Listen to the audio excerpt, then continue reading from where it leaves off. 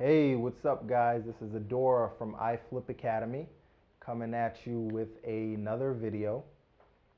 So, people ask me a lot of times, what's your favorite lead type, or who should I be marketing to, or something like that. And hands down, my favorite lead type is probate. So, we're going to go through a quick lesson today, Probate 101. And if you don't know, pretty much probate is a probate lead. It derives from someone that has passed away. So you have the first component, somebody has passed, unfortunately. So let's say Mrs. Jones, she passed away in the city of Philadelphia. Now, what happens when she passed, she has family members. So, in the whole process of probate is basically family members opening up an estate in which, throughout the probate process, they notify all the people that Miss Jones might have owed. They declare all the assets that she had, and the property goes through the process. The estate, the whole estate as a whole, goes through the probate process. Now, if Miss Jones actually owned real property, real estate, that'll be part of the estate along with bank accounts, stocks, bonds, and whatever, anything she owned. So, what we're looking for is real property. So, what happens here, the estate is opened up. In the estate, if Miss Jones either A, she had a will, or she did not have a will. So that's two different things that can happen. If she had a will, basically that will declare everything that she wanted to happen with her property, with her assets.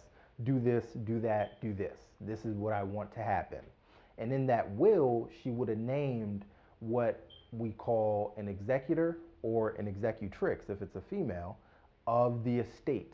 The executor or the executrix of the estate is the person that's basically legally bound to take care of the matters of the estate. They're the ones that can legally pay off bills. They're the ones that can legally liquidate assets, sell properties, whatever that needs to be done for the estate. That person, that individual or individuals, is responsible for the estate. In this case, hypothetically, of Miss Jones. So let's say Miss Jones had a will. In this will, she says, this is what I want to happen. I want my grandkids to get my fur coats. I want my daughter to get this. I want this to be done with my bank accounts. I want to donate this amount of money to the church or whatever. It's up to the executor or the executrix to handle all that stuff and pay off any outstanding debts. So that's what happens if there is a will. If there is no will, in my target area, Philadelphia, where I work, that person, so Miss Jones died, she left no will, but let's say she had a property. And let's say she had a son or closest relative, that person can actually come in and petition the courts to say, look, I want to be the administrator of the estate.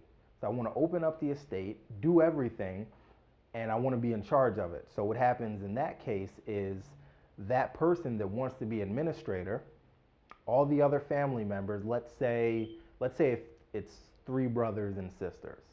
One of them says, look, I'll be the administrator.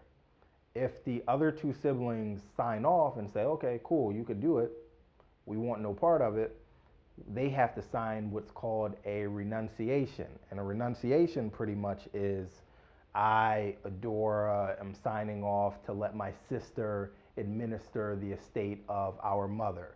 And she's in charge of the estate, but I'm fine with it. And that's it. So will or no will, the estate gets opened up. If somebody passes away and they do own property, it has to go through the probate process. I see people a lot of the times that get really excited. They say, oh, somebody died and their son contacted me and they want to sell me the property. And the first question I ask, has the property been probated? And they're like, no, what's that? The person just wants to sell it. So if somebody passes and they own real property, it has to go through the probate process for you to be able to legally buy it. And it's not that hard a process.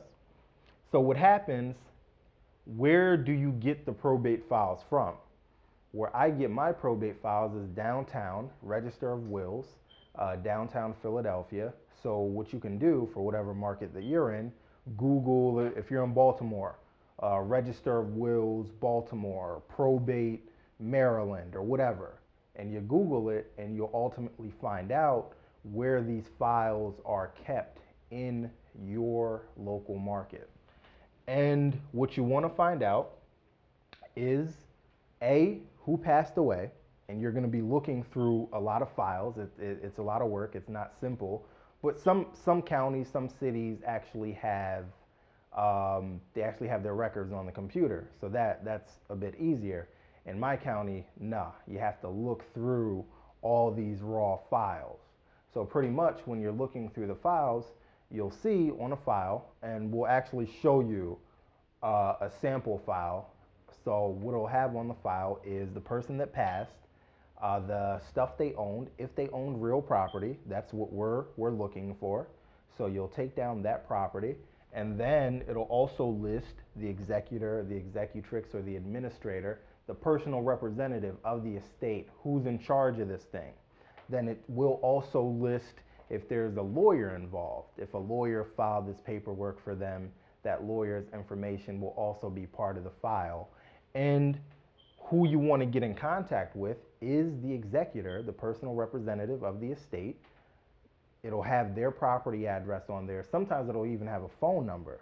So what we want to do is make contact with the executor, I'm sorry, the executor or the administrator of the estate, and we want to get with them via direct mail, postcard, letter, or sometimes even a phone call and say, look, we see that you have a property at so address, we're interested in the property, whatever your marketing piece is.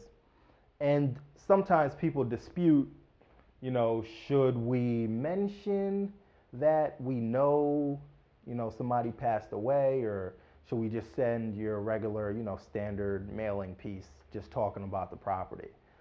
In my experience, I really don't mention the death at all.